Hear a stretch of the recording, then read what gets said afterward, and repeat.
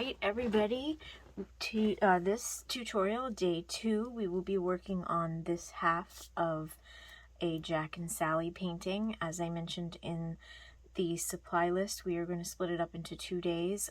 We will go ahead and do the whole background and sketch out or trace the entire drawing of Jack and Sally, but we will, to conserve time and so that you're not sitting there listening to me yammer on for an hour and a half, we will just focus on painting Jack tonight and then Sally for the next video. Okay, so we're going to start off doing the background. For the background, you're going to want to use a wash brush, or if you have one of those sponge brushes or anything like that, you can get started with this. I'm envisioning them in front of a moon, so we're going to start off with this really big moon in the center. So I'm going to take my wash brush. You do not need to wet it first. You can if you want, but you don't have to. And load up some yellow. For my painting, I'm using a cadmium yellow, the last of the cadmium yellow that I have, before I move to cad free. If you're using craft paint, it'll be bright yellow, lemon yellow, or primary yellow. And I'm just going to start kind of making a loose circle in the center here. It does not have to be perfect. I'm going to make the moon pretty big here.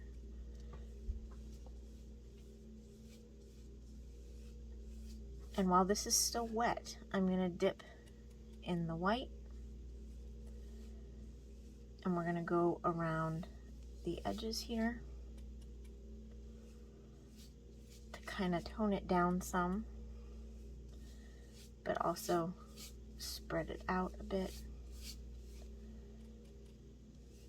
If your paint is really thick, you can use the glazing liquid or water, like I suggested in my last painting. In fact, I am going to add some glazing liquid here because mine is pretty thick tonight.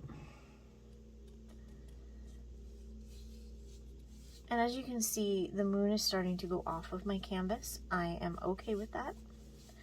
I like when things go off the canvas. It makes it look big and bold. Alright. And I'm just going to keep adding some white around, spreading this out. And if you don't want your moon to be quite so yellow, feel free to just go with white or a lighter yellow, whatever your preference would be. And you see I'm not worrying too much about the edges because we're going to go over that in just a second. I am going to give this a moment to dry as I mix my midnight blue color. I'm going to go ahead and rinse my yellow out of my wash brush. You're going to want to get as much of the paint out as you possibly can. Alright. Now to get a good midnight blue, there's 2 options. I'm going to use, this is Phthalo blue and a touch of Mars black. And it's going to give us this really deep midnight blue. Alternatively, if you want to do a more toned down version, you can use some burnt umber and it gives you a really nice dark blue color. I like working with that quite a bit. I used to call it my signature color. Okay, so my edges are dry, so I'm just going to come around and just paint the whole rest of my canvas with this blue color. And I'm not going to worry too much if it goes over the edge of the moon there. I will fix that in a bit. The goal right now is just to cover our canvas.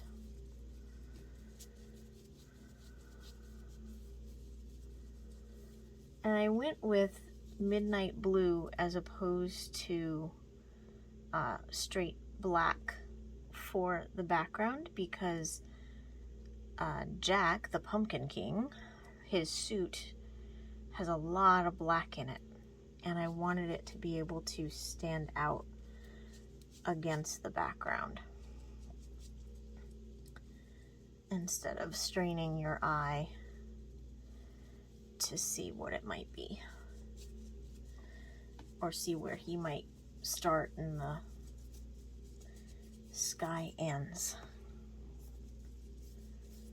So you can see toward the edges I'm not being super careful. Of course, mine is taped down. If you're working with a board or a gallery wrapped canvas and you have a surface under it that you are concerned about, you don't want to be as reckless as I'm being with my paint right now.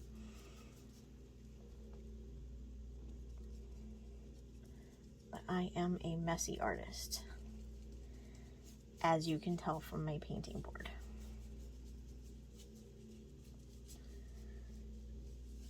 And again, this doesn't have to be perfect. Jack and Sally are going to take up a very large portion of this canvas. You just want to have something interesting in the background. That's all. Okay, so I'm going to come around, just kind of make a line for myself here.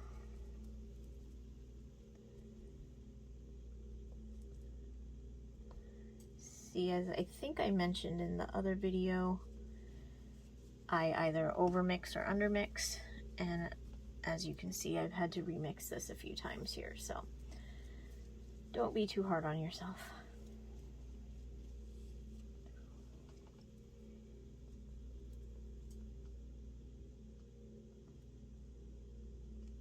Okay, so again, you can see I'm not being too careful. I've got a lot of white spots around here. That's okay, because I'm going to show you something in just a second.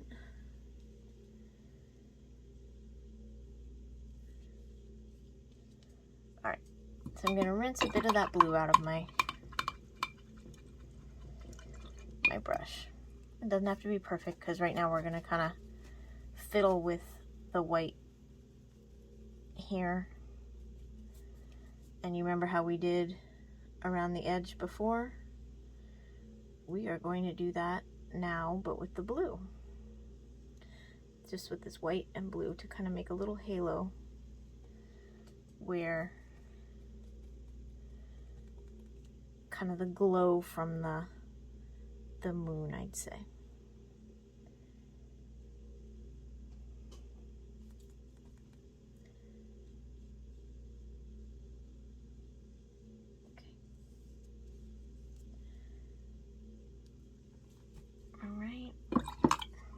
I'm going to come through with a smaller brush here, probably one of my rounds, and just clean up on the inside a little bit here where I've got some fuzzies.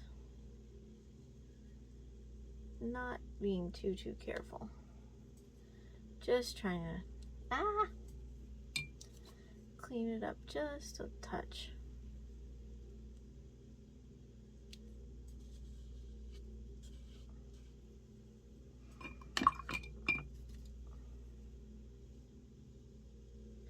And as you can see, my water's gotten a bit dirty.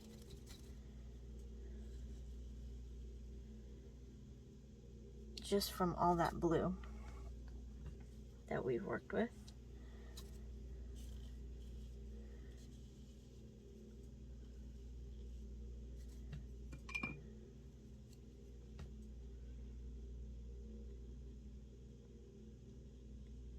So just cleaning up those edges a bit.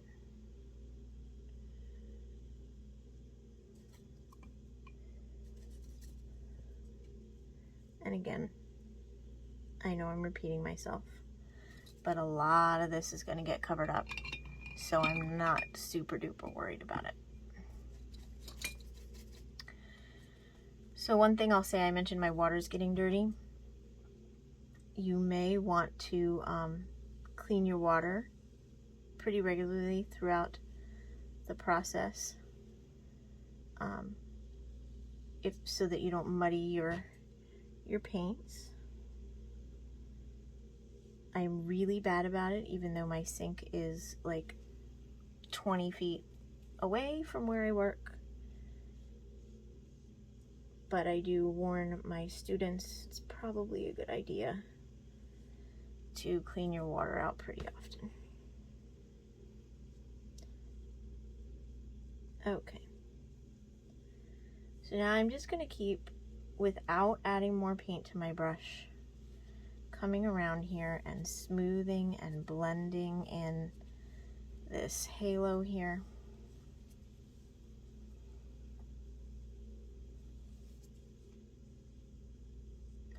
All right.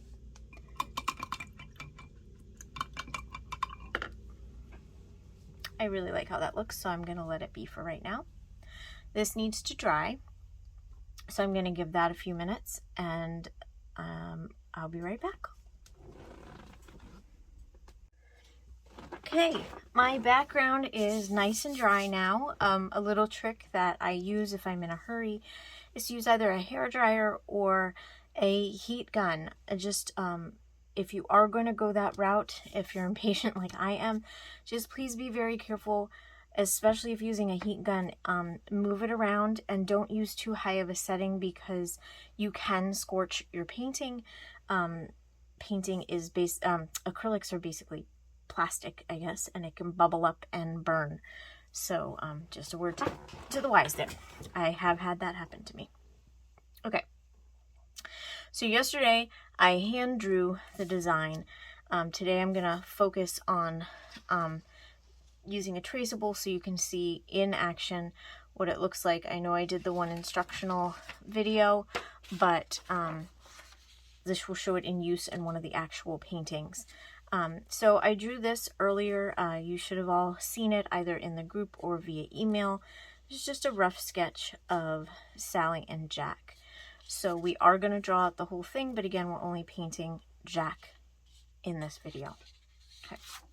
So I'm going to turn my drawing over, and because that was a marker on there where I drew it, you can really see it through. So I'm going to take, this is white charcoal.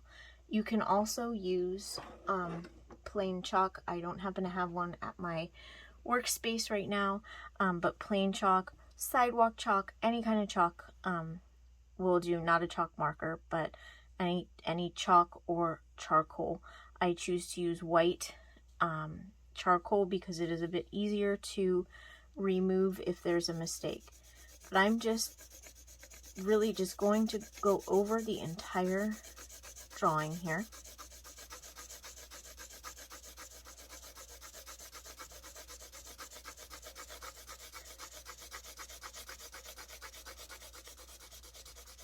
I'm not worried about covering the entire thing fully. Just enough that when I start pushing from the other side, I'll get the idea, the general idea of the layout.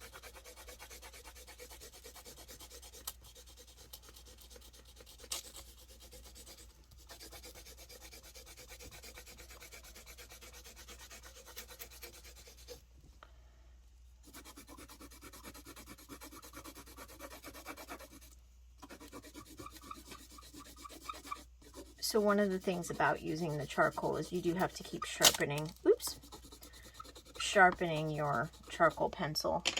So I try to keep a few sharpened on hand so that I don't have to stop what I'm doing and sharpen 9,000 times.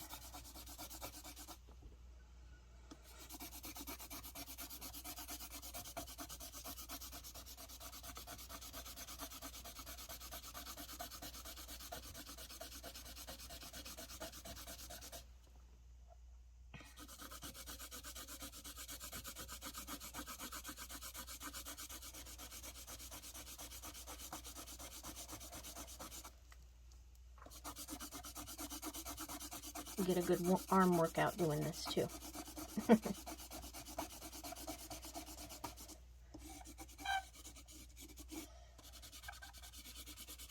Okay. So then what we're going to do, let's see, it's stuck a little because the paint is still a little bit, it's not wet, but it hasn't cured yet. Okay, and then I'm just going to line this up where I want it to go, approximately centered. And then I'm going to take my embossing tool that I have, or you can use a pencil, you can use a pen, the end of a brush, anything you want. And I'm just going to start going over the outlines. And you don't have to be too careful, you just want the general guideline so that you know pretty much where you want everything to go.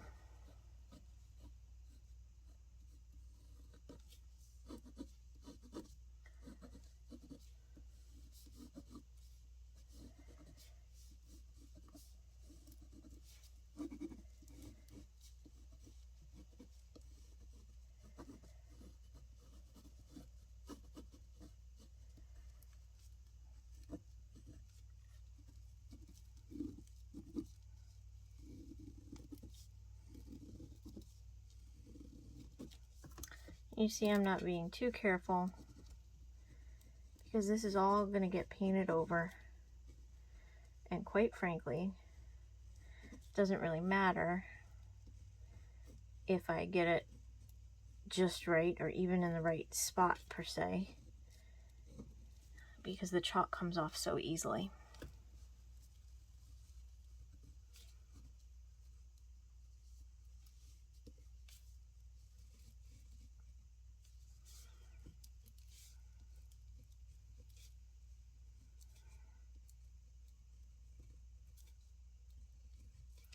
Most of these designs will probably be covered up, but just so we have them.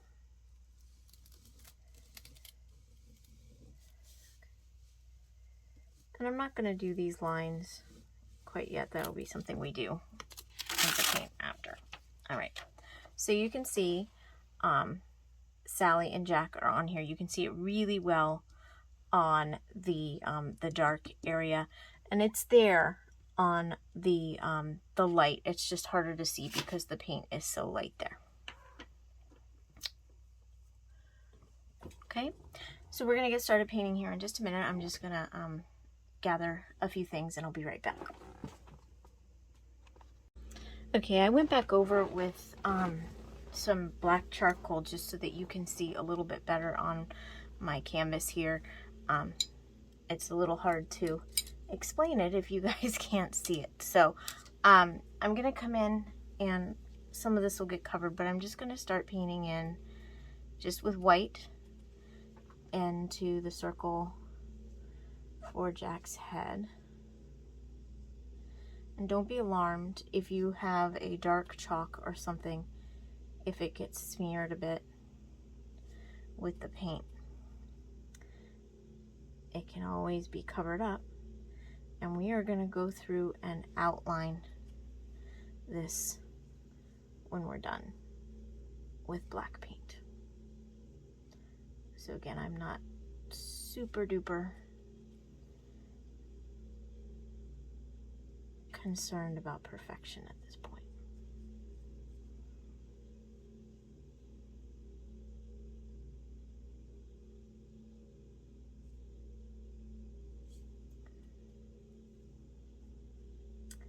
So I don't know about you, but I absolutely love Nightmare Before Christmas. I'm a huge Halloween fan in general, but Nightmare Before Christmas just has a special place in my heart. I love Tim Burton. I love Disney, and just could sit there and watch this movie all day long. My kids love it too, so I'm pretty happy about that. My daughter likes to tell a story. My oldest daughter likes to tell a story. I want to say she was about 4 or 5 years old, and her dad had taken her trick-or-treating, and I was home. It's probably about 4 years old, home with her baby sister, and I had gotten her baby sister to sleep, and decided I'm going to watch Nightmare Before Christmas while they're trick-or-treating, and said if they come to the door, I will turn it off. And they surprised me. They came to the door when I was upstairs checking on the baby, and I come downstairs and my 4-year-old is just sitting there staring at the TV, and I was afraid she was going to be scared. I know it's animated and it's fun, but I had a chunk of paint there. But I was just, for some reason, so worried it was going to scare her, and she loved it. Absolutely loved it. Okay. So just anything that's white on him, I'm just giving a nice coat of white here. And if you get in the tight spots, just like with the other painting, you can switch to a thinner brush.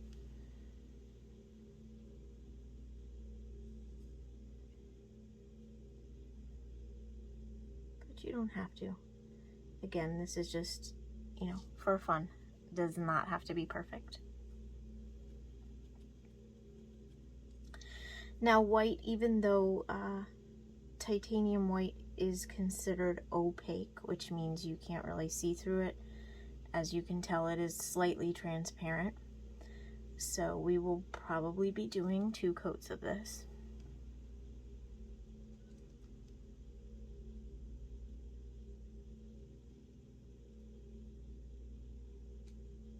Or not probably, we will be doing 2 coats of this.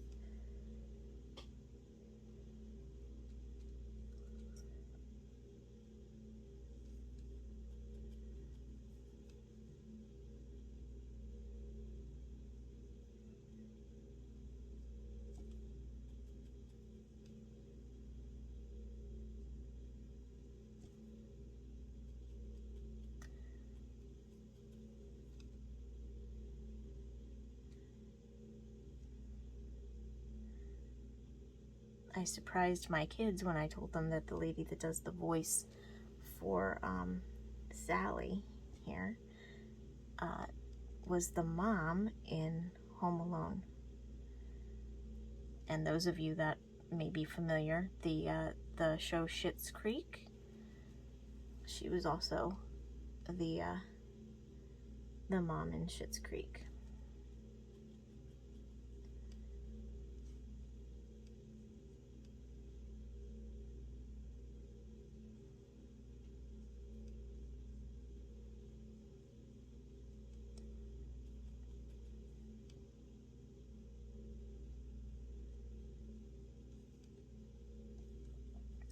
You're just filling in all the little white spaces. This is his shirt here.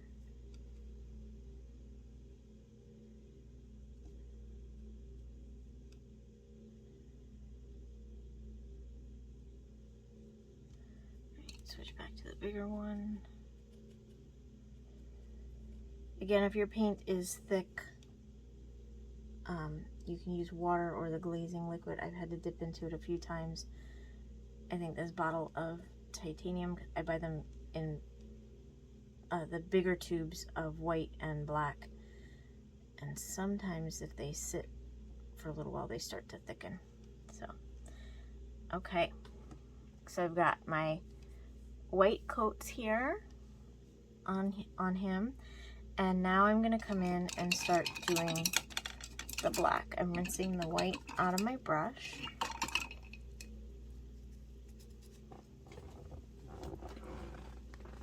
Okay.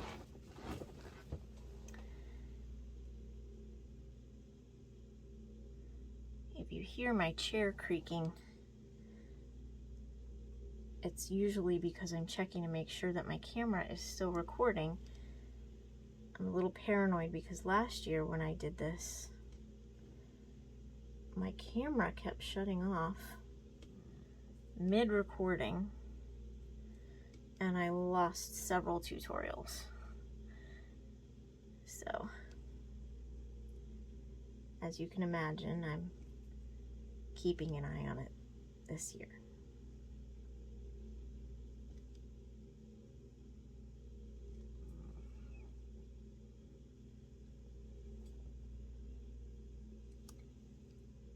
So I know some of the details from the collar and the actual jacket part might blend together. Don't worry, we'll come in and add some details after. This also, kind of like yesterday, is a cartoony version. We're not on this one going to worry much with shading or anything like that. I really like the stark look of it. But don't worry, we will get into some more realistic stuff as we go along. Those of you who are not familiar with my work, my style when I'm making art to sell is actually photorealistic. If you don't know what that means, it means that something looks so realistic it looks like it's a photograph, or like it can be plucked right off of the canvas. So sometimes for these classes, I love just playing around with a looser style and just having fun with it. I forgot to go over these lines with the black charcoal, so we'll be playing with it here. I can just barely see them. All right. I'm gonna go ahead and draw kind of a outlines there.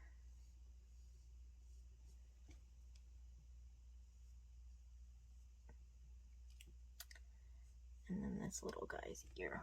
All right, that'll get me. There we go. All right. And again, you can switch to a thinner brush if you want for the smaller details. One little thing I'm horrible about is making sure that all the water is off my brush, or most of the water is off my brush. And then I go to bring it over to my painting and I drip all over. You probably noticed that in the last tutorial because I know I did that a couple times. But anyway, so just be careful with that. Patience is not one of my strong points.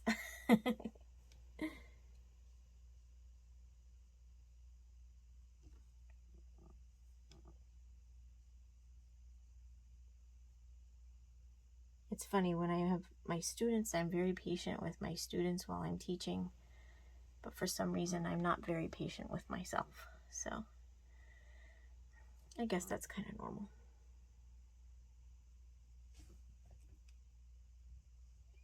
We're our own worst enemies, right?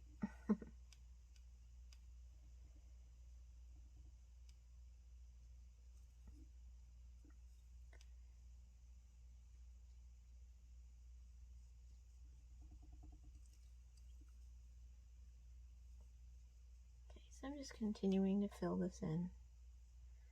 Get that last little bit here.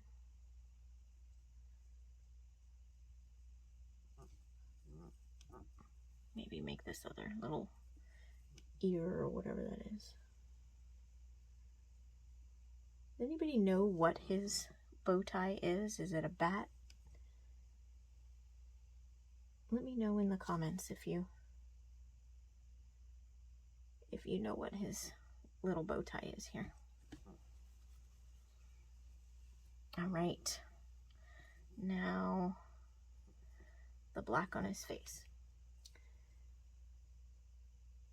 Let's see, get his eye going here.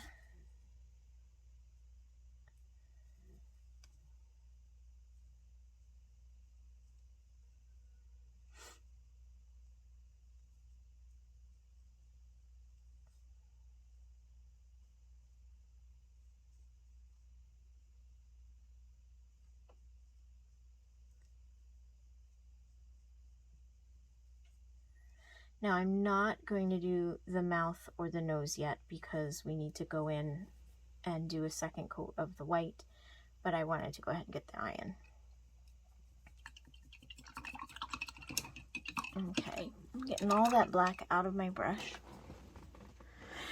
And now I'm going to go back in with my second coat of white. I don't think his suit really needs a second coat of black. His eye will, but, and this collar might, but I think his suit's going to be okay because it's on such a dark background.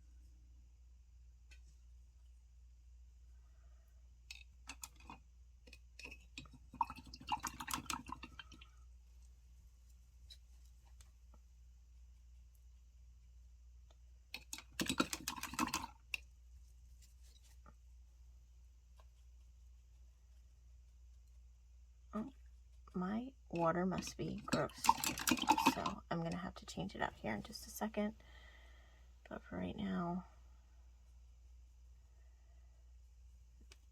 actually I may be okay. There we go.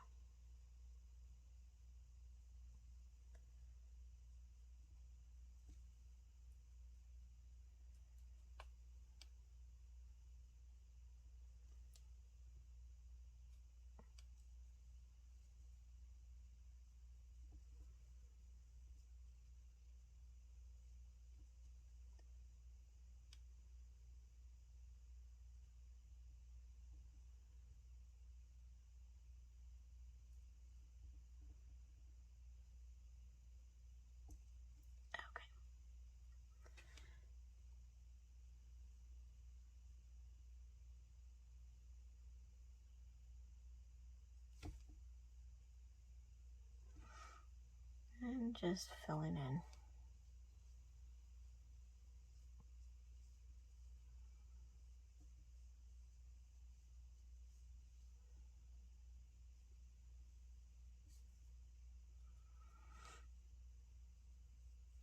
Just be real careful when you're going around that eye that you don't paint over your lines. Unless you have a mess up, in which case, go ahead.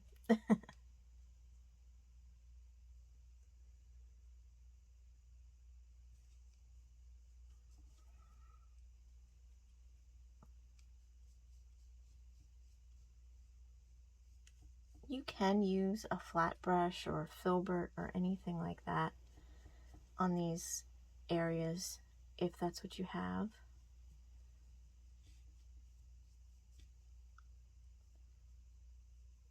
I just like the round brushes.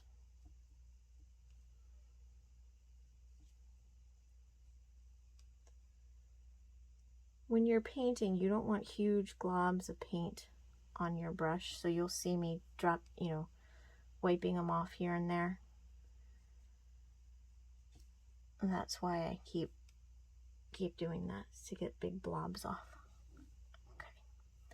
So my second coat of white is done. I'm going to come in with the black now to clean up some of the black areas that need a little touch up. Like right in between the eyes here.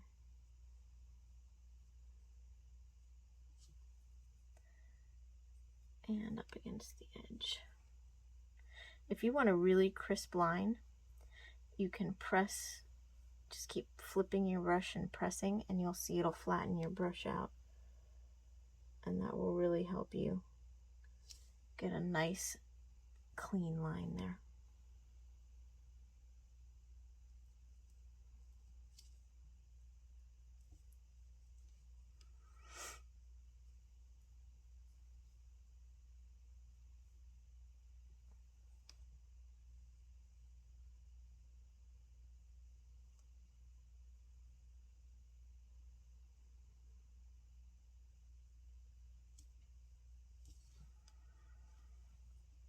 Okay.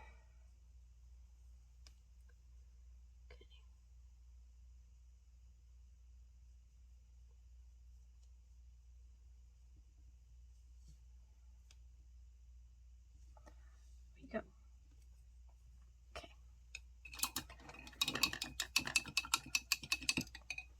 So one of the brushes I haven't used to actually paint the designs with, but I showed you this brush when signing my name. This is called a liner brush.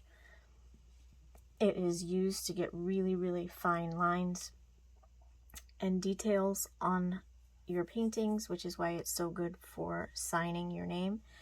So I'm actually going to use that. You can use a small round brush. Let's see if I have one. You know, a really small round brush like this if you have one, or even the medium or small one that I've been using so far.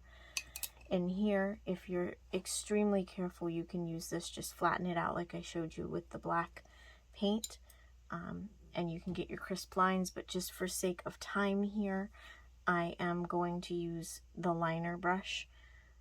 And again, when you're using the liner brush, you want the consistency to be like ink. So either water or the glazing liquid. And I'm just going to come in. My white is still wet here, so I'm not doing his mouth or nostril yet. I'm going to come in and do the outlines on the rest of his body. Now, the key to doing line work is to not put a lot of pressure on your brush. If you push hard, and I can show you in just a minute on the palette, if you push hard, it's going to flatten out and get fat. If you twist your brush to make it get a little point and you use very little pressure, you will get those crisp lines. If this makes you nervous, by all means use a Sharpie or marker. I want this to be fun and not stressful for you.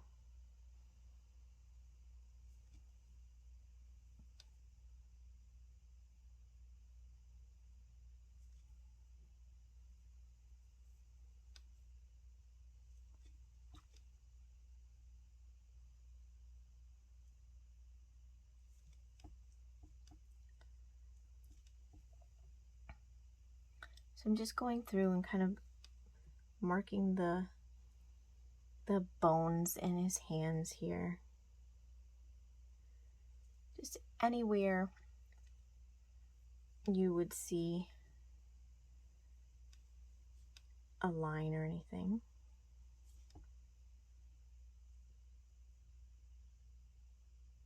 Think of all the bones you have in your fingers. And it doesn't have to be exact, but just kind of getting the idea there. There you go. So now you can tell that he's holding Sally's hand, right? Okay, so I'm going to come. Be careful not to touch the paint that you just did. I don't really need to outline the black areas because it's already black. So I'm just coming in where there's a stark difference, so the white areas. If you need to brace your hand so that it doesn't shake, you can set your pinky down. My hands are very shaky, so you'll often see me with my pinky placed down on my canvas, even if I'm at an easel. I'll use that little trick to brace it.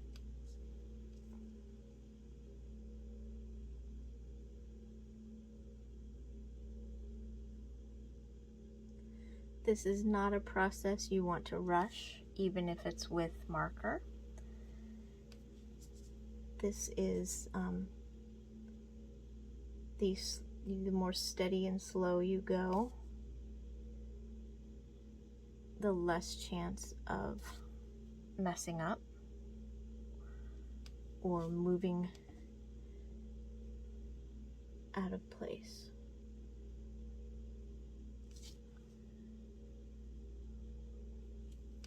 And as I'm painting this, I have some of the songs stuck in my head from the movie.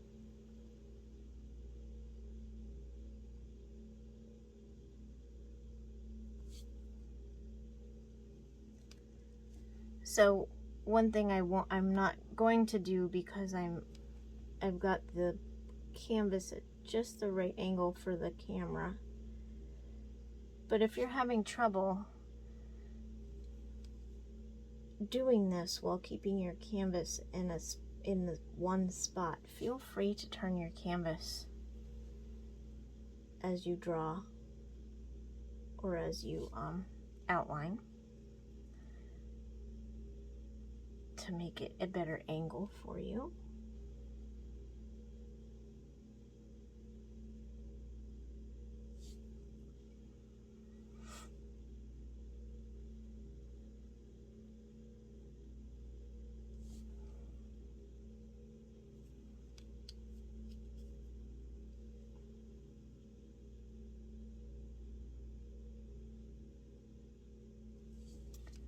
Okay, so got the outline done. I'm going to come in now, give him a little nostril.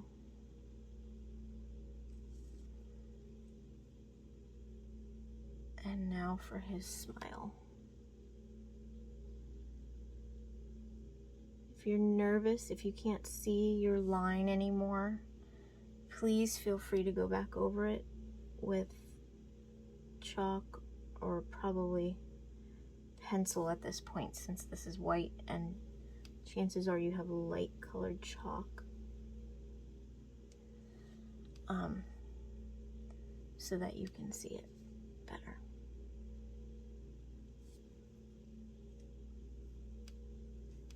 All right, let's see here where I want to do these.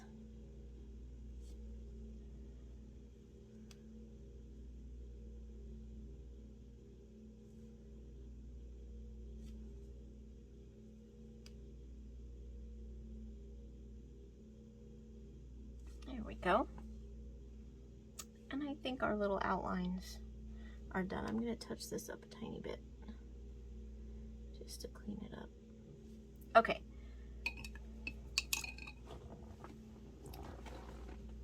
Now I see a bit of streakiness in the shirt, so I'm going to come in with my white again and just come and do a little bit of a touch up in there.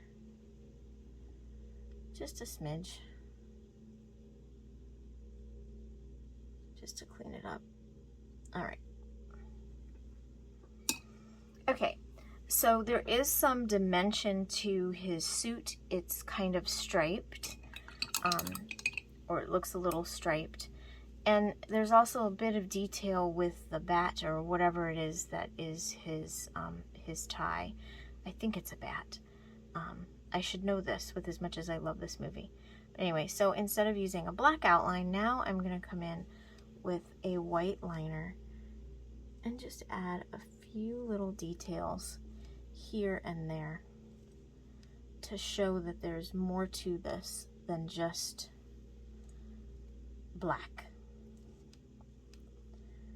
And you don't have to, you know, be too exact here.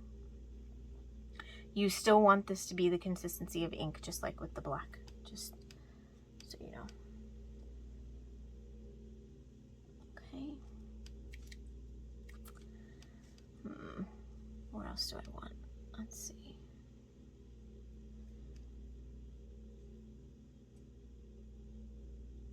I guess, whoop, and there's one of those water marks I mentioned from not getting enough water off my brush. It just runs down the handle, and it gets me every time. So I did that because if you look closely, you'll see that there's actually part of his back in here. So I wanted to accentuate that this is part of the collar or tie or whatever you want to consider the bat thing to be.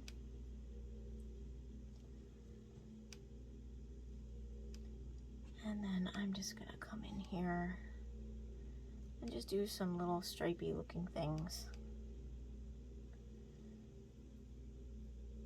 on this side here.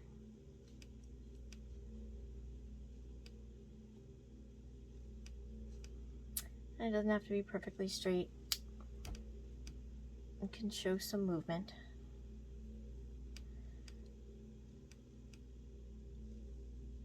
I think maybe one right there. And I think that's good. I am pretty happy with how that looks. I did get a little bit of black in my sun here, so I'm hoping it's still wet enough that I can remove it.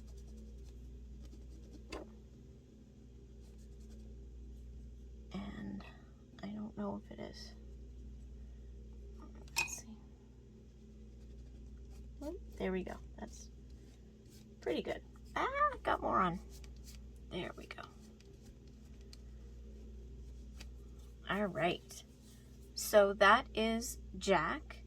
I may clean up a little bit of these edges that have some rough lines, but that's Jack. And we'll come back in the next video and do Sally.